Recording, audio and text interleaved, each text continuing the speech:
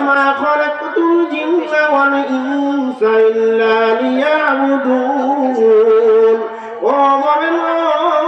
ومن بندگان আল্লাহ পাক রব্বুল আলামিন জানাই দেয় তোমাদেরকে আমি আল্লাহ পাক রব্বুল আলামিন সৃষ্টি করলাম একটাই উদ্দেশ্য, একটাই আমার আল্লাহ পাক রব্বুল আলামিনের বার্তা, সেটা মেসেজ জানিয়া নাও। এই মেসেজটা শুনিয়া নাও রে নারী, তোমাদেরকে আমি আল্লাহ পাক রব্বুল আলামিনের ইবাদতের জন্য সৃষ্টি করেছি। ইবাদত ব্যতীত আল্লাহ পাক রব্বুল আলামিন অন্য কোনো উদ্দেশ্যে সৃষ্টি করেন নাই। তাহলে ইবাদত করতে আমরা কি বুঝি? আল্লাহ পাক রব্বুল আলামিন অনেক জায়গার মধ্যে আপনার আমার জন্য আল্লাহ পাক রব্বুল আলামিন জানায় দেয় ওয়া নি'বুদুল্লাহ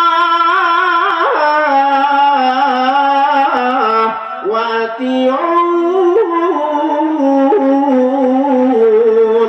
ও মুমিন বান্দাগণ, ও মুমিন বান্দিগণ, আল্লাহ পাক রব্বুল আলামিন জানাই দিয়েছেন আমি গোলাম, আমি আল্লাহ পাক রব্বুল আলামিনের ইবাদত করো। এখন ইবাদত বলতে কি বুঝি?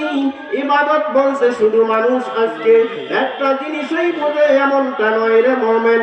আল্লাহ পাক রব্বুল আলামিন অসংখ্য জায়গার মধ্যে আপনার আমার জন্য নির্দেশ দিয়েছেন, ইবাদতের কথা বলেছেন।